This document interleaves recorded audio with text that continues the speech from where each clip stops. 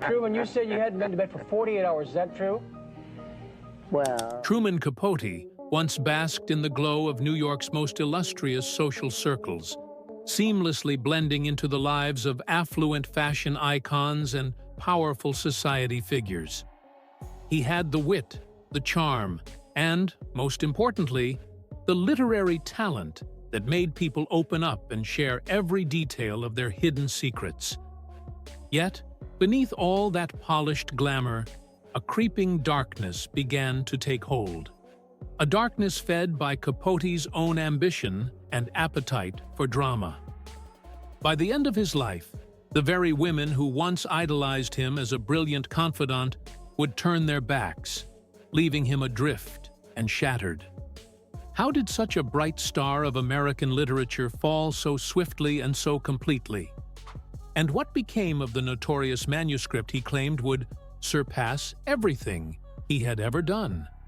Keep watching as we uncover the incredible story of Truman Capote's downfall, fueled by betrayal, scandalous revelations, and the haunting mystery of a book that was never fully brought to light.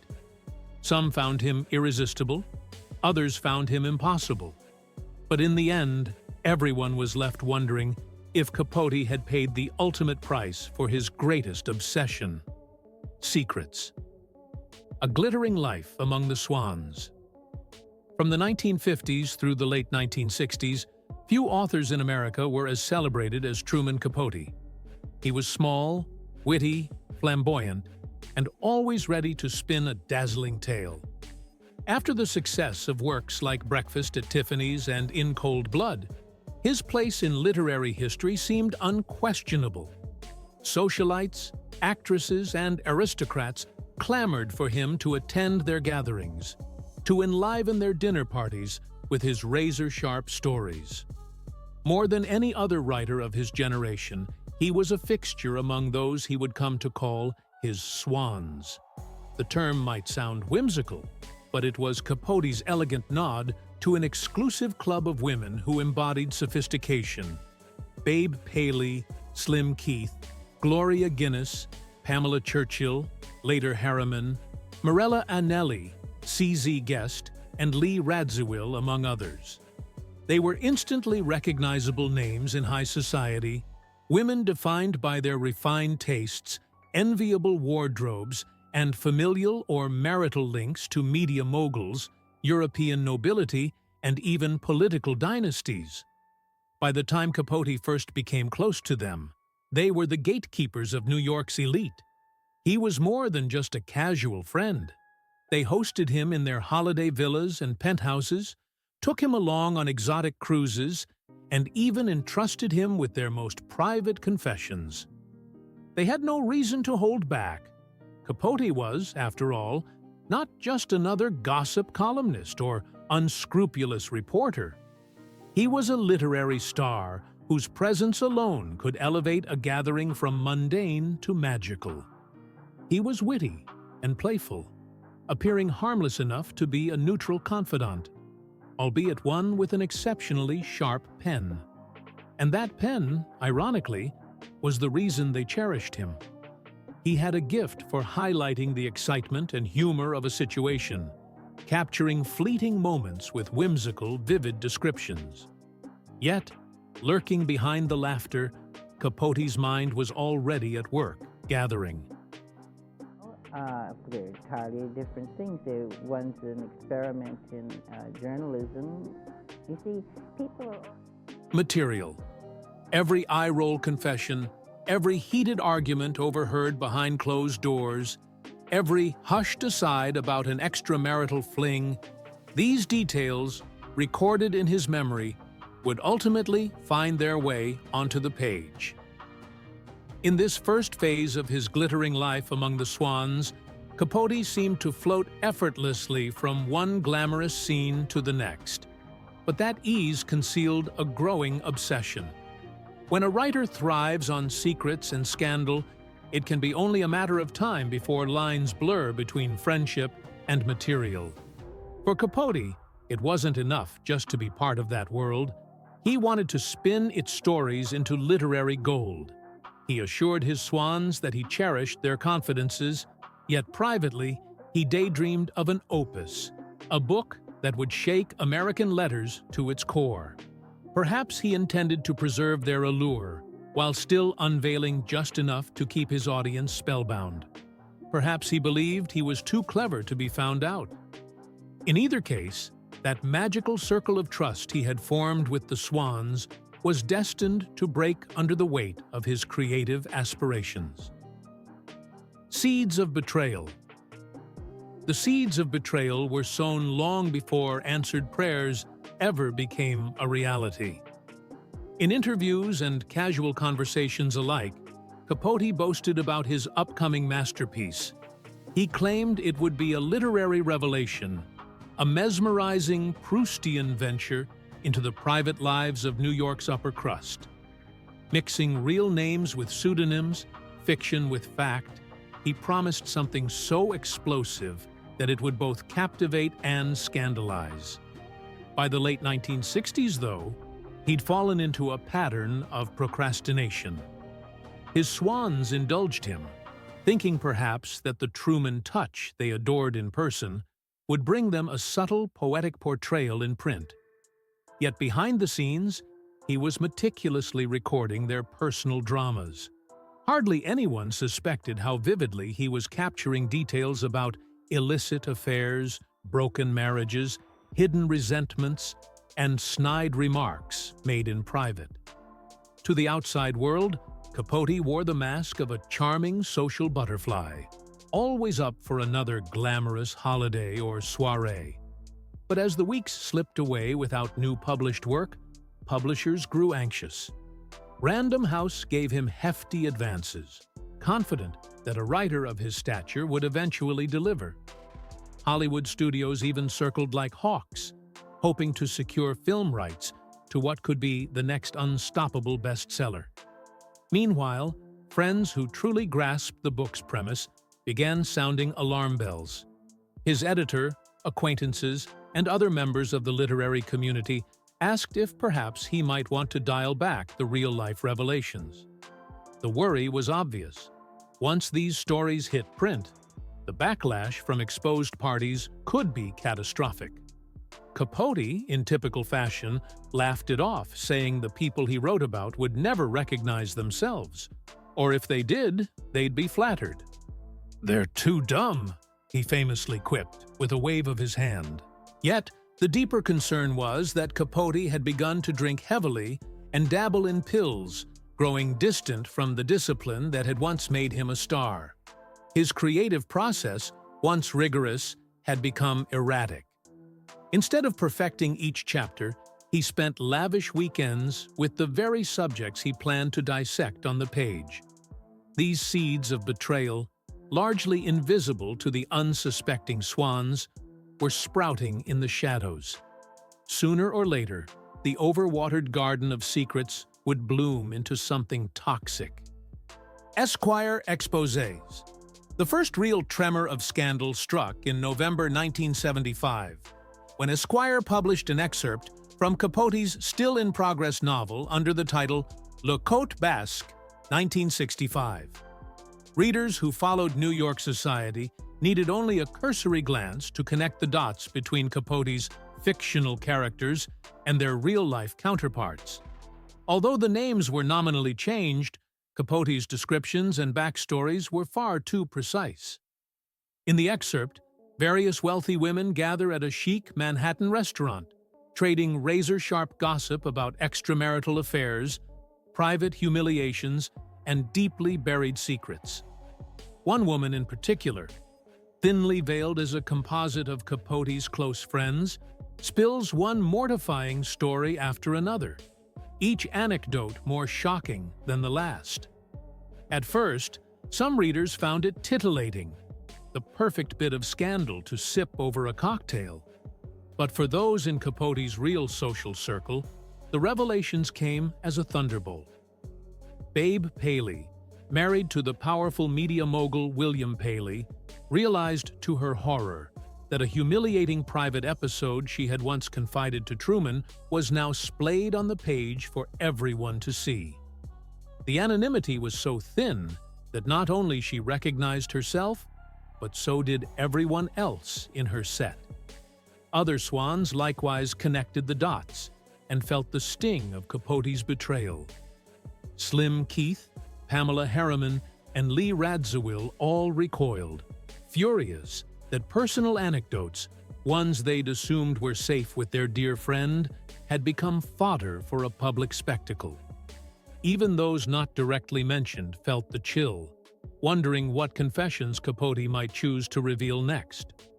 This bombshell excerpt didn't just cause a few hushed phone calls, it set off a massive social implosion. Prestigious invitations that once arrived by the stack vanished. Phones that used to ring daily now stayed silent.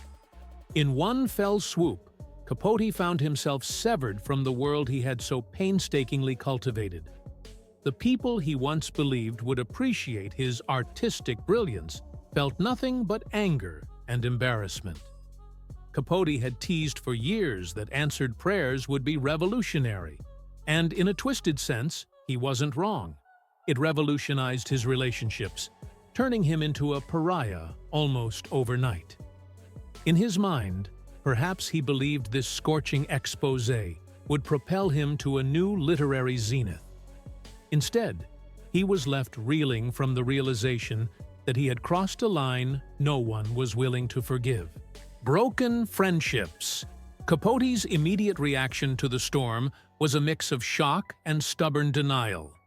He told interviewers that he couldn't believe people were upset, or that no one would be truly angry unless they were excluded entirely. Yet beneath the bravado, he was deeply shaken. For years, these extraordinary women had formed the backbone of his social and emotional life. Their parties, gifts, and genuine companionship had filled the spaces his childhood trauma and adult insecurities craved. The most devastating cutoff came from Babe Paley. She had, in many ways, been his closest muse. Famously elegant, impeccably tasteful, and extravagantly generous toward him. She and her husband took Capote on trips around the world, involved him in their most intimate celebrations, and included him in extended family events. When she read the lurid details in the excerpt, referencing that humiliating story about her husband William Paley and another woman, something snapped. She refused to speak to Truman, refused to entertain his frantic calls, and effectively erased him from her life. Others soon followed. Slim Keith, known for her sharp tongue, was outraged. She responded to a lukewarm letter from Capote by ignoring it outright. And then there was Lee Radziwill, the sister of Jackie Kennedy, whose private confessions about jealousy and strained family relationships were also woven into Capote's narrative.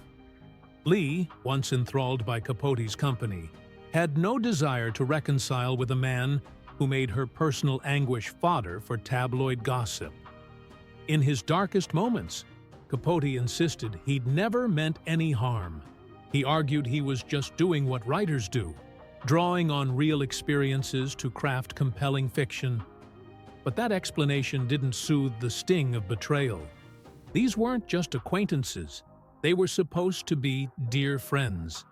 The heartbreak wasn't confined to the swans alone. Capote himself felt a profound sense of loss, realizing he had obliterated the carefully built network that had sustained him for over a decade. As the swirl of gossip persisted, there were those who attempted to remain neutral or even loyal to him. CZ Guest, for instance, is said to have kept some distance from the fiasco. Yet the overall devastation was so pronounced that Capote found himself increasingly isolated, cut off from the lavish events and intimate gatherings that had once validated his place in high society. He had effectively severed the cord that linked him to his greatest muses, and now he would be left to face the fallout largely on his own. A spiral of self-destruction. Isolated from the social circles that once adored him, Capote drifted into a cycle of self-destruction. His reliance on alcohol and prescription medication had been creeping up for years, but after the Esquire excerpt fiasco, it ballooned into a full-blown crisis. Public sightings of him became more erratic. He slurred his speech during interviews, repeated disjointed anecdotes at literary events, and sometimes appeared so disoriented that friends worried he might collapse on stage. One infamous example involved a reading where he stumbled over his own text, repeatedly losing his place and rereading the same passages. The once dazzling showman who could enthrall an audience with quick wit and memorable anecdotes now looked tired, frightened, and confused. Observers whispered that his nerves were shot, that he was buckling under the weight of ostracism and regret. Meanwhile, the pressure from publishers and studios didn't subside. Random House, which had paid him an enormous advance for Answered Prayers, still demanded a complete manuscript. 20th Century Fox, which had optioned the film rights, wanted proof that something of substance existed. Yet, Capote seemed paralyzed. His creative spark flared only in short bursts, overshadowed by mounting depression and resentment.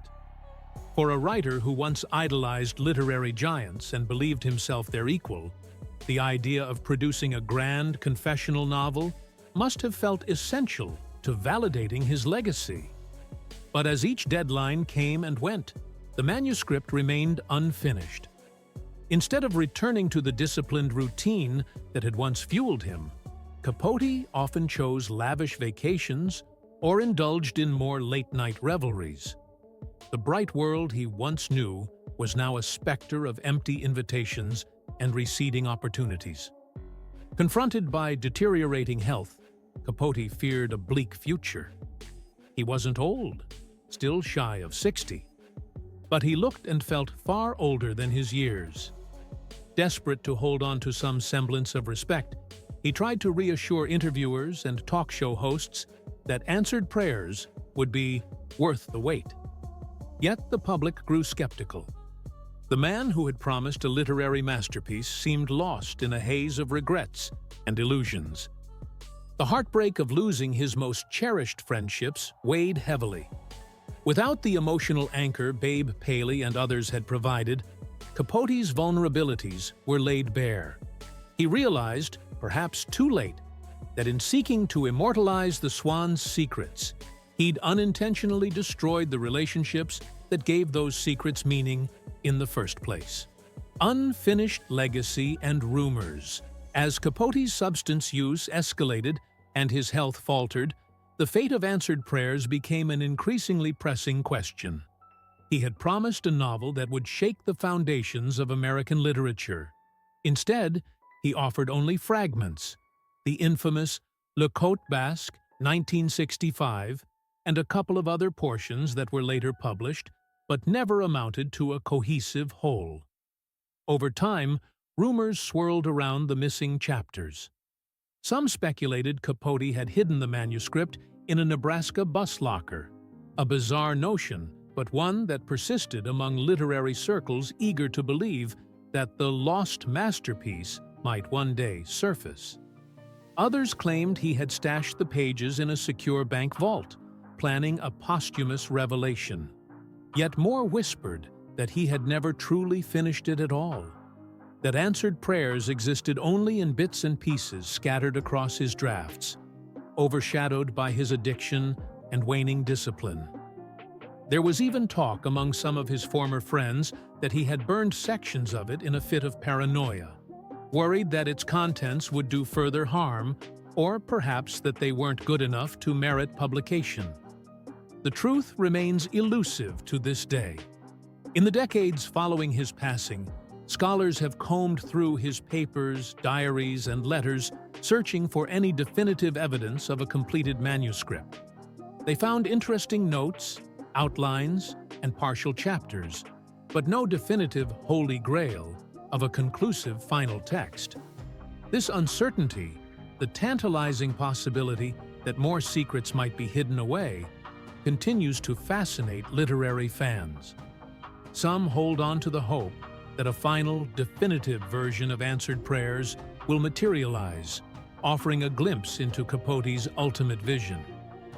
Others view the rumors as an extension of Capote's penchant for myth-making. Even in his demise, he stoked curiosity and controversy, leaving behind questions that have no simple answers. In many ways, the question of Capote's unfinished manuscript mirrors the man himself.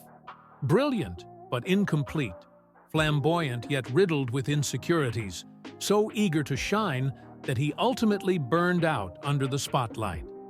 If anything, the legacy of Answered Prayers is that it stands as a cautionary tale. Some secrets, once revealed, exact a price so high that even the most talented writer might regret ever putting pen to paper. Truman Capote died at 59, leaving a legacy that to this day sparkles with both literary brilliance and devastating cautionary undertones. He was a man capable of weaving mesmerizing narratives, unafraid to probe the darkest recesses of human behavior. But the downfall of his final years exposed a painful truth. When a writer chooses to weaponize the private confessions of close friends, the cost can be catastrophic. His swans had once doted on him, opening the doors to a realm of privilege and glamour few outsiders ever experience. They gave him unconditional acceptance, until he used their stories as raw material for a sensational novel.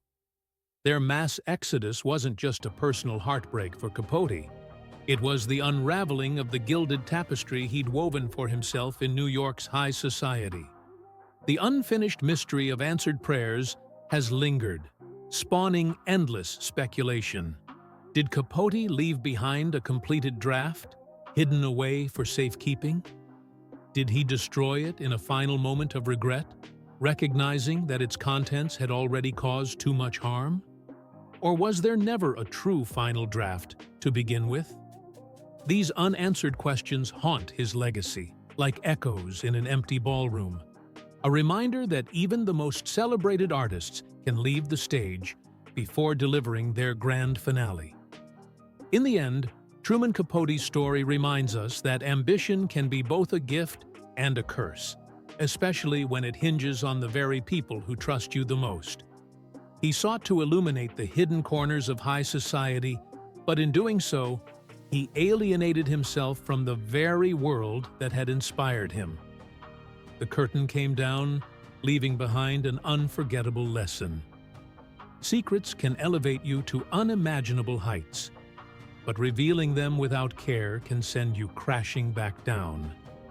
Alone, misunderstood, and forever haunted by the question of whether it was truly worth it.